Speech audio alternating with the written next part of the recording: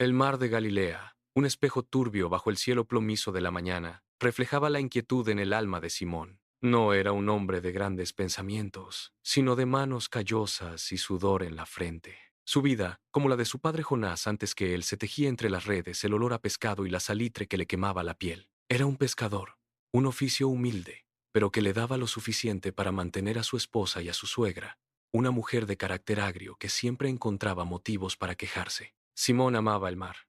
A pesar de sus tormentas y su imprevisibilidad, lo conocía como la palma de su mano, sus corrientes, sus secretos, sus silencios. Pero en el fondo de su corazón anidaba un vacío, una insatisfacción que las redes llenas no lograban colmar. Veía a los mercaderes romanos, con sus ropas finas y su aire de superioridad, y sentía una punzada de envidia y resentimiento. ¿Acaso su vida estaba destinada a ser una eterna repetición, una rutina sin esperanza? Su hermano Andrés, un hombre más reflexivo y sensible, compartía su inquietud. Juntos, habían escuchado las predicaciones de Juan el Bautista, un profeta ascético que clamaba por el arrepentimiento en el desierto. Su mensaje resonaba en sus corazones, despertando una sed de algo más allá de la pesca y el comercio. Una tarde, mientras remendaban las redes en la orilla, Andrés llegó con el rostro iluminado.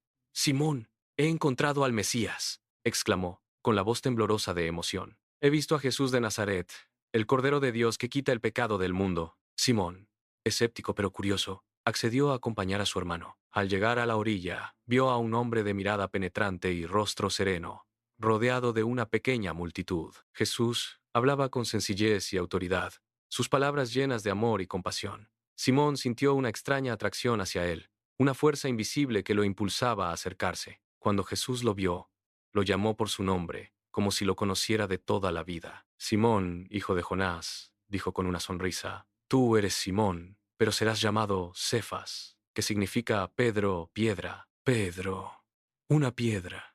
Él, un simple pescador, destinado a ser una piedra.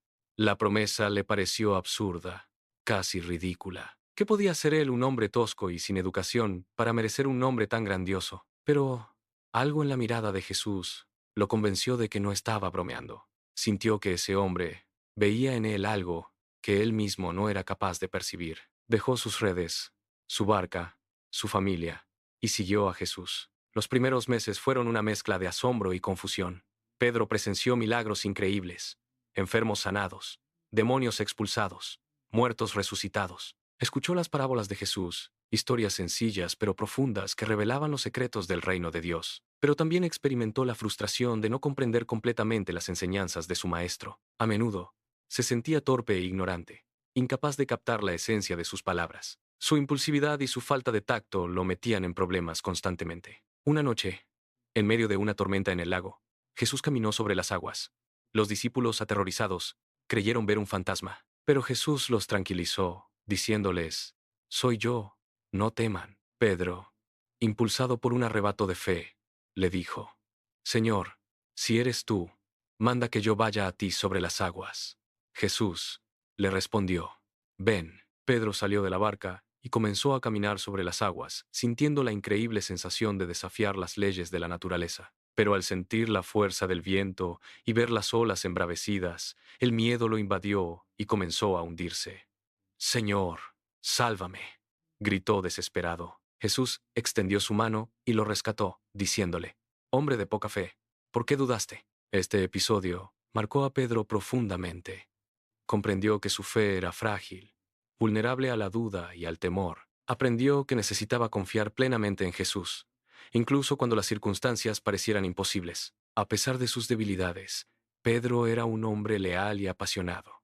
Amaba a Jesús con todo su corazón y estaba dispuesto a dar su vida por él. En una ocasión, cuando Jesús preguntó a sus discípulos: «¿Y ustedes, quién dicen que soy yo?», Pedro respondió sin dudar: «Tú eres el Cristo, el Hijo del Dios viviente». Jesús lo felicitó por su respuesta, diciéndole: «Bienaventurado eres, Simón, hijo de Jonás, porque no te lo reveló carne ni sangre, sino mi Padre que está en los cielos. Y yo te digo que tú eres Pedro, y sobre esta piedra edificaré mi iglesia, y las puertas del Hades no prevalecerán contra ella. Yo te daré las llaves del reino de los cielos, y todo lo que ates en la tierra será atado en los cielos, y todo lo que desates en la tierra será desatado en los cielos». Esta declaración de Jesús Fue un punto de inflexión en la vida de Pedro. Comprendió que su misión era construir la iglesia, la comunidad de creyentes que seguirían las enseñanzas de Jesús y llevarían su mensaje al mundo entero. Pero la prueba más dura aún estaba por llegar.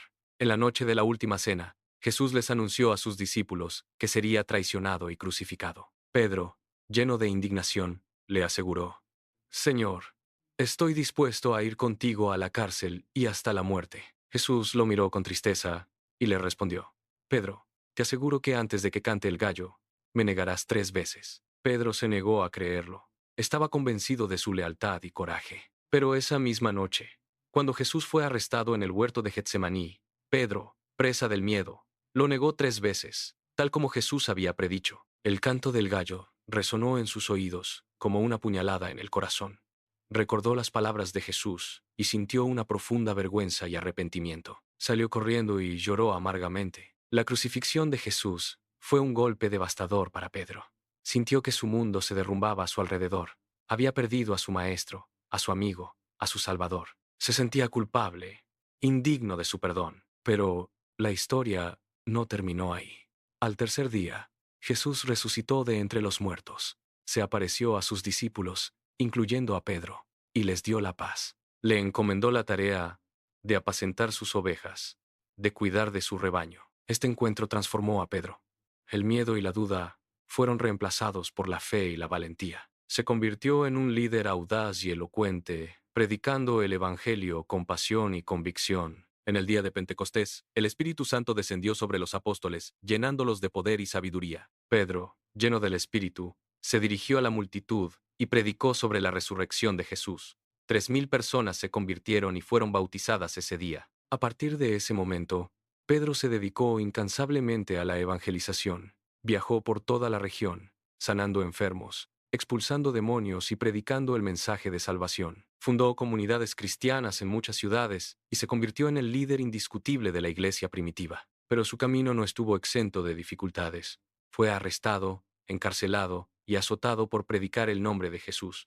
Pero nada pudo silenciar su voz ni apagar su fervor. Estaba dispuesto a sufrir y morir por su fe. Según la tradición, Pedro fue crucificado en Roma durante el reinado del emperador Nerón. Pidió ser crucificado cabeza abajo, por no considerarse digno de morir de la misma manera que su Señor. La vida de Pedro fue una vida de contrastes, de luces y sombras, de éxitos y fracasos.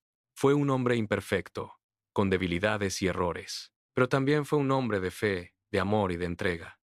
Su transformación de simple pescador a apóstol de Jesucristo es un testimonio del poder de la gracia divina. Pedro, la piedra, la roca sobre la que se construyó la iglesia. Su legado perdura hasta nuestros días, inspirando a millones de personas a seguir a Jesús y a vivir una vida de fe, esperanza y amor. Su historia es un recordatorio de que Dios puede usar a personas ordinarias para hacer cosas extraordinarias, siempre y cuando estén dispuestas a entregarle su corazón y su voluntad. Su sueño, el sueño de Jesús, de un mundo transformado por el amor y la justicia, sigue vivo en cada uno de sus seguidores. Y ese sueño, la construcción del reino de Dios en la tierra, es la misión que Pedro, desde la eternidad, sigue encomendando a cada uno de nosotros.